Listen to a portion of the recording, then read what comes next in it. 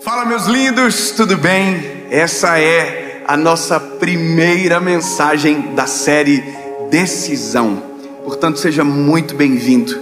Eu tenho uma palavra de Deus para o seu coração e tenho certeza que essa série vai ser transformadora para a sua vida. Durante 8 semanas nós temos um encontro aqui no canal às 7 horas da manhã, todas as segundas-feiras. Aliás, se você ainda não é inscrito no canal, se inscreva, ativa o sininho, porque toda segunda-feira tem mensagem. E claro, antes de terminar o vídeo, eu faça isso agora já, curte a mensagem, comenta e depois manda para todo mundo que você puder. Afinal de contas, quanto mais pessoas ouvirem e assistirem, melhor. Vamos fazer o seguinte, vamos para a mensagem.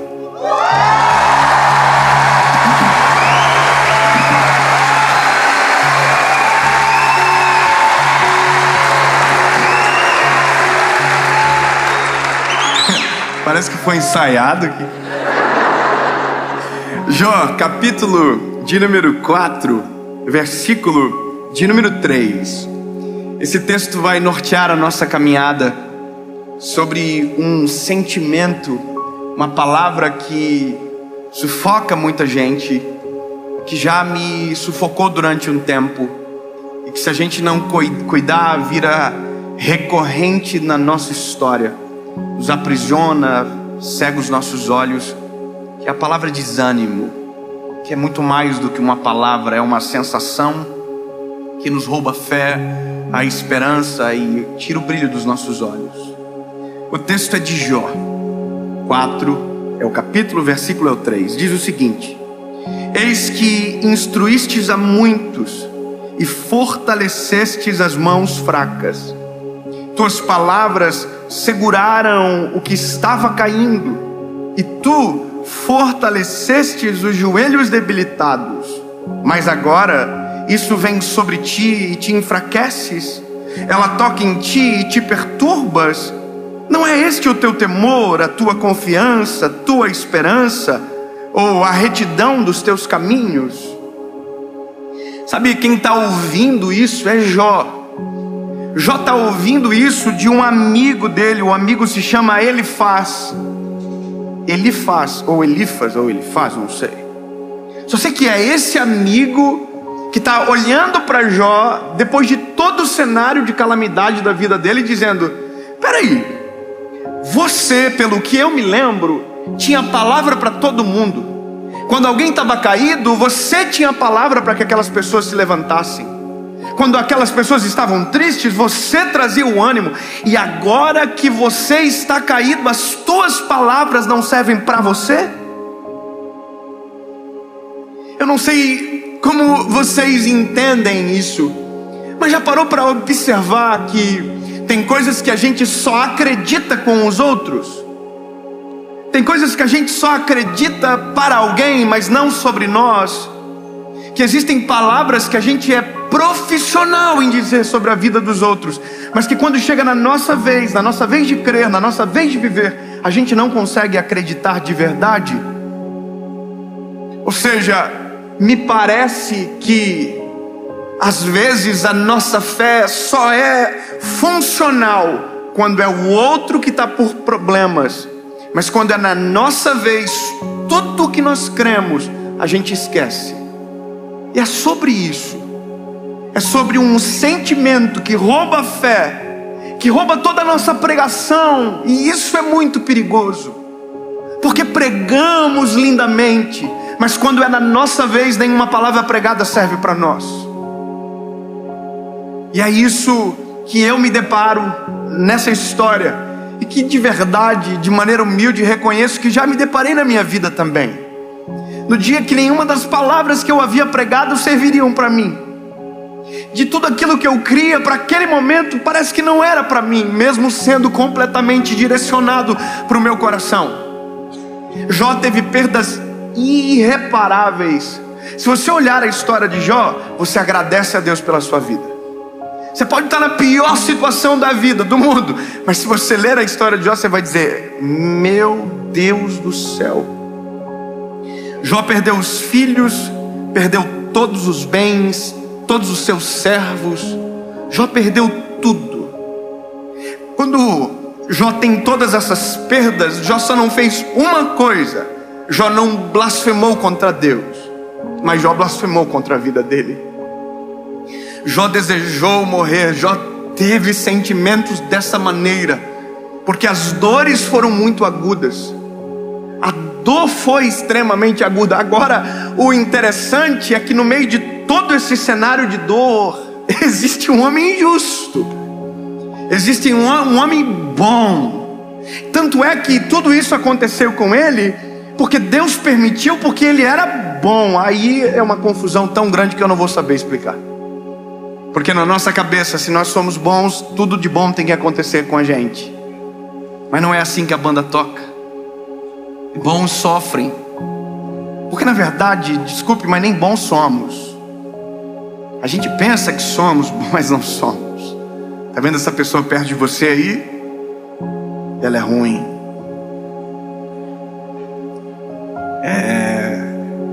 Parece boazinha, mas não é. A nossa natureza, ela é ruim. Sem Jesus, meu Deus do céu, Jesus é o que vem, aplaca essa nossa maldade que carregamos, equilibram as coisas. É só Jesus que pode fazer. Aliás, é só Jesus que tem interesse por nós. É só Jesus. Então, quando eu olho para um cenário como o de Jó, eu olho para a história, para o desânimo, para a batalha, para a luta. De verdade, eu confesso que se fosse a gente não ia saber muito o que dizer. Confessa, como que eu chego para uma pessoa que perdeu tudo e digo: olha, eu até nem sei o que eu vim fazer aqui.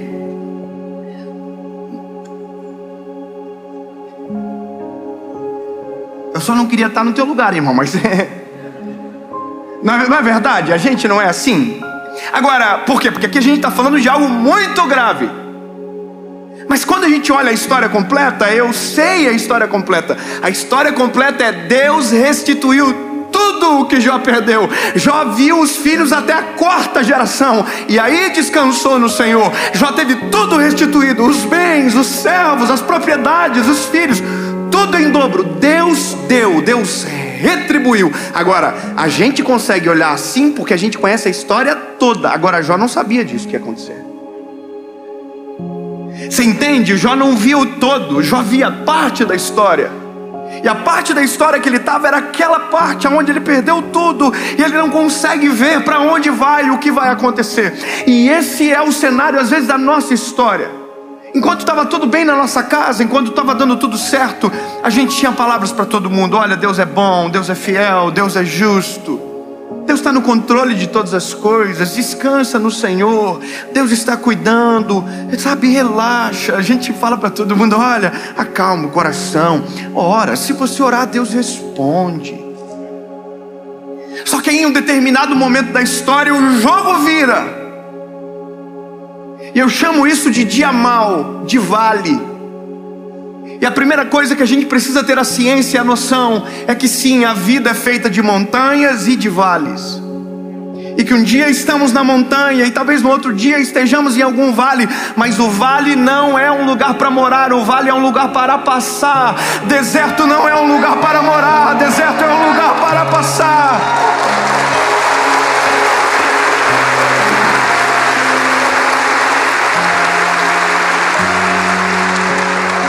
Quando entendemos isso, o nosso olhar está fixo no Senhor. A gente entende que é passageiro, passageiro, passageiro, passageiro. As dores deste mundo são passageiras, as angústias passageiras, tudo é passageiro. Há uma coisa que é eterna: a nossa vida com Deus, para sempre.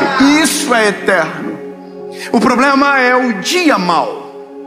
O dia mau é o problema, porque quando nós chegamos, tudo que vivemos antes, todas as bênçãos, todas as provisões, todos os milagres podem ser esquecidos numa fração de segundos. E é nesse momento que Jó está sentado ao chão, eu imagino lá muriando-se, quando um amigo olha para ele e diz a verdade: irmão, peraí, não estou te entendendo. Quer dizer que quando era com os outros você tinha palavra, e agora que é com você, você está aí caído. É como se esse amigo tivesse pegando Jó pelos ombros e falasse assim: ó, acorda, rapaz. Você crê em um Deus que pode todas as coisas. Você crê num Deus que faz milagres extraordinários. Você crê num Deus que pode restaurar tudo aquilo que se perdeu. Entende? Deus pode tudo, Deus faz tudo. E aí a Bíblia conta a passagem completa de Jó. A história continua. Eu chamo isso de imagem completa. Imagem completa porque às vezes nós olhamos a vida assim, coladinhos na parede, e não conseguimos ver o todo. A gente não consegue ver a razão do porquê estamos vivendo o que estamos vivendo, sabe? E aí de repente a história avança, a gente vê o todo e a gente olha para trás e diz o quê? Ó, agora faz todo o sentido. Não é verdade? Sabe, é esse painel de LED aqui, tá vendo? Você vê uma imagem bonita aí de longe, mas eu que estou um pouquinho mais perto, eu consigo enxergar pixels dessa imagem. E se eu chegar bem mais perto, eu não vejo nada, eu só vejo pixel. A vida, nosso olhar sobre ela é um pixel da história. Nós olhamos para a vida e vemos uma fração de alguma coisa que pensamos que é tão longa. Não. A vida é um todo, e o único que consegue ver o todo é o Senhor. A gente às vezes não vê o todo sobre amanhã, mas já conseguimos ver o todo sobre um ano atrás, sim ou não? A gente consegue olhar um ano atrás o que vivemos e agora conseguimos olhar por que colhemos, por que vivemos daquela maneira. Por quê? Porque agora a gente consegue ver o todo. Então da mesma maneira que você consegue ver o todo de um ano atrás, eu quero declarar sobre você que daqui a um mês, 2 meses ou 2 dias, você vai olhar para tudo aquilo que passou e vai dizer: agora eu entendo, agora eu compreendo. E aí você vai dizer: show, desânimo, vai embora, porque agora eu lembrei quem tenho crido, quem é o meu Deus, quem é o meu socorro bem presente no dia da angústia. Vai para lá.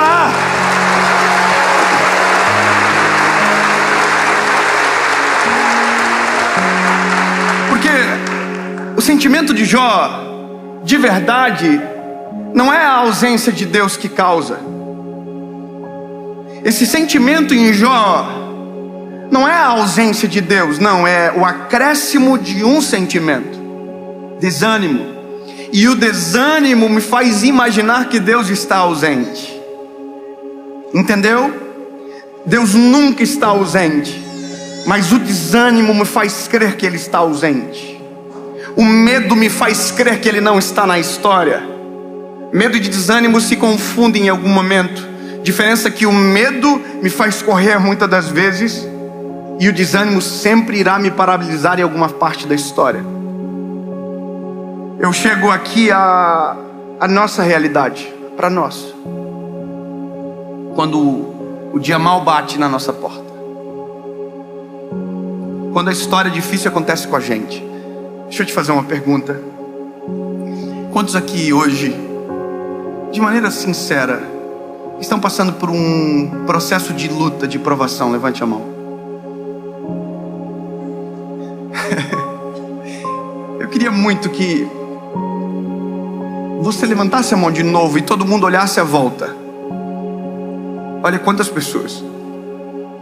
Essas pessoas que estão com as mãos levantadas não estão dizendo que estão vivendo os melhores dias da vida delas. Elas estão dizendo que estão passando por um processo de provar. Então a primeira coisa que você tem que saber: não é só contigo, lindo. Não é só com você. Não é só na sua casa que tem prova. Não é só na sua casa que tem luta, não. Todos nós aqui, na sua grande maioria nessa noite, estamos passando por alguma batalha. E sabe o que é a loucura? Que uma batalha termina, outra começa. Nós sempre estamos em uma nova batalha. Eu sei que, não, eu não quero mais. Não, lindo, são as batalhas que geram pessoas poderosas, extraordinárias. São os processos doloridos que transformam as histórias.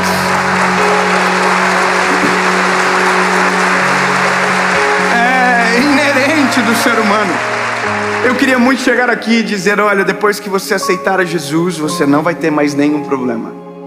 Se você reconhecer Jesus como seu Salvador, a sua vida vai ser um mar de rosas e uau, ninguém vai ficar doente, ninguém vai cortar a sua frente no trânsito, vai ser tudo lindo. As pessoas vão passar por você e vão dizer bom dia. Não, lindo, esse é um sonho, mas a realidade não é assim. Aceitar a Jesus, crer em Jesus, ter Cristo como nosso amigo, companheiro, não nos livra da batalha, mas nos livra na batalha. Não entendeu? Eu vou melhorar. Não nos livra da, nos livra na. Peraí, como assim? Porque se ele livra da, eu nunca saberei do que estava perdendo para poder agradecer. A confusão é mais ou menos assim, eu não sei o que pode. Não. Agora quando eu me livro na, eu saio da batalha muito mais forte para enfrentar qualquer outra tempestade, porque eu vou poder dizer assim: olha, eu tenho um Deus presente na batalha. Ouve a minha oração. Sabe, é a loucura da vida. É difícil tentar explicar, mas é assim que a gente tem que crer, porque essa é a realidade. Eu tenho 31 anos de idade. Parece menos? Oh, obrigado, Jesus. Vocês não sabem nem disfarçar. Mas escute isso aqui. Eu aceitei Jesus com 19 anos de idade. Eu tinha 19 anos quando eu me choquei com o Criador. E sabe qual é a loucura? Foi um dos piores dias da minha vida. Foi muito dramático. Eu já contei essa história muitas vezes. Foi o pior dia. Mas ao mesmo tempo que foi o pior dia, também foi o melhor dia. Porque foi quando eu me conectei com o Criador e a minha vida mudou dali para sempre. E aí eu aceitei Jesus e a minha vida mudou. A pergunta é, ou a constatação, é que naquele momento criou-se talvez uma expectativa que não haveria mais sofrimento na nossa casa. Aparentemente é isso que muitas de nós pensamos. Agora acabou e não acabou. Não acabou porque as batalhas, elas permanecem, elas continuam. Os problemas vêm. Só que agora a perspectiva de resolução de qualquer problema é totalmente diferente. A forma de ver as coisas mudou completamente. Agora a gente vai ter uma filha, a Serena, vai nascer agora. Mas eu sei o que é experimentar a perda de um filho. Sabe, tem coisas que nós vivemos que ficou dentro da nossa casa, mas eu sei o que é ter dor. E todos nós aqui sabemos. Agora a única coisa que nós não podemos deixar acontecer é sermos paralisados pelo desânimo para roubar a nossa fé. Porque o desanimado, meu lindo, ele é extremamente perigoso. Sabe por que ele é perigoso? Porque ele pode dar um fim naquilo que era apenas o começo. O desanimado, ele pode perder a fé naquilo que Deus estava prestes a agir. Ele pode abandonar tudo, sendo que estava prestes a ser transformado. Porque de repente a gente diz: oh, por que tudo isso acontece? Só comigo? Você já viu, não é só com você, é com muita gente. Então o desânimo precisa ser vencido. O desânimo precisa ser mandado embora. E eu ouvi uma expressão que marcou o meu coração. O desânimo é como uma areia movediça. Você já viu aqueles filmes que aparecem um cenário de areia movediça? A pessoa pisa e ela começa a afundar. Você já viu isso, sim ou não? E aí ela vai afundando, e ela sozinha não consegue sair daquele lugar. Você ouviu o que eu acabei de dizer? Sozinho o desanimado não consegue sair daquele lugar. Eu estou querendo dizer alguma coisa aqui, não sei se você percebeu. O desanimado sempre vai precisar de alguém animado perto. A gente sempre vai precisar de alguém que permaneça com fé à nossa volta. A gente sempre vai precisar de um Elifaz que vai olhar pra gente e vai dizer: ei, quer dizer que quando era pros outros servia, e agora que é com você não serve mais. A gente sempre vai precisar de alguém cheio do Espírito Santo à nossa volta, que vai olhar pra nós, vai perceber o desânimo, vai perceber o semblante caído e vai dizer: o que está acontecendo? Qual é o teu problema? Levanta a cabeça. Eu vou orar com você. Eu não vou deixar você desistir. O desânimo vai ser vencido no nome de Jesus. Acorda, sacode a poeira, sai dessa situação. Sabe o que é isso? É a mão de alguém cheio de Deus arrancando você da areia movediça do desânimo. É dizendo: sai fora, você não vai afundar mais, não na minha frente, levanta, sai.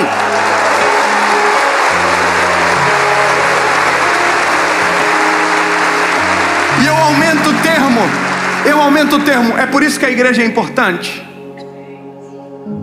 Porque a igreja é um ambiente onde pessoas estão olhando para as pessoas. E se tiver alguém na areia movediça aqui dentro, não vai afundar. É por isso que precisamos de andar com pessoas cheias de Deus à nossa volta. Precisamos de homens, de mulheres de Deus caminhando com a gente. Então, meu lindo, eu não sei qual é a sua situação, eu não sei qual é o nível do teu desânimo, mas talvez é um nível que você não consegue mais crer que Deus pode fazer alguma coisa ao teu favor. Então eu ouso em dizer que chegou a hora de alguém sacudir você e te lembrar que todas as palavras que um dia você usou para alguém serve para você também. Deus é fiel para os outros, mas é fiel para a tua casa. Deus faz milagres para os outros, mas pode fazer um milagre na tua família. Todas as palavras que você declarou sobre a vida dos outros também servem sobre você. Todos os conselhos que você deu a alguém também é para sua casa, para sua família, para sua história. Então sacode a poeira, sai desse negócio de tentar. Não reclama, chega, deu. E vai viver aquilo que Deus tem para você. Vai viver a restauração que Deus tem. Vai viver o milagre que Deus tem. Jó tinha tudo para desistir. Mas uma das coisas que Jó diz me impacta. Ele viu toda a dor, tudo. Mas no meio da dor, ele viu Deus agir. No meio da dor, ele viu Deus colocar as mãos. E aí a história termina quando Jó declara: antes eu só te conhecia, te ouvi falar.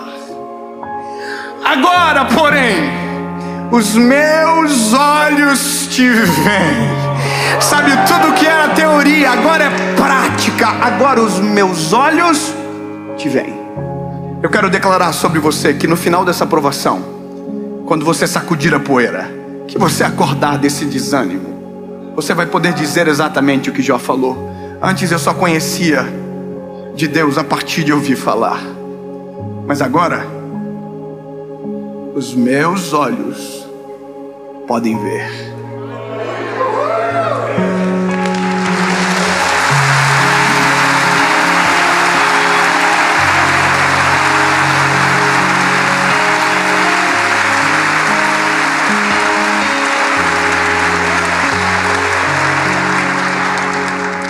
Eu queria poder ter tempo de contar para vocês todas as vezes que Deus me socorreu, todas as vezes que Deus enviou anjos para nos tirar do desânimo.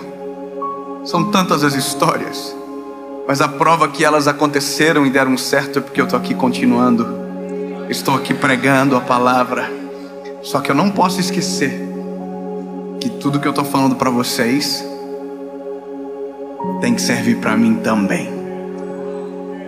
Jesus tira-nos do desânimo, nos deixa fraquejar a nossa fé, encoraja-nos a viver a tua vontade. Senhor, a gente não consegue ver tudo, a gente vê um fragmento da história e às vezes desesperamos, mas não é assim que queremos viver, Jesus. Abre os nossos olhos, socorre nosso espírito e nos faz enxergar a esperança, em nome de Jesus. Que agora, Senhor, dentro dos lares, onde tiver alguém assistindo, que seja socorrido pela tua presença, e que o brilho nos olhos volte, e que uma luz no fim do túnel apareça, em nome de Jesus. Amém.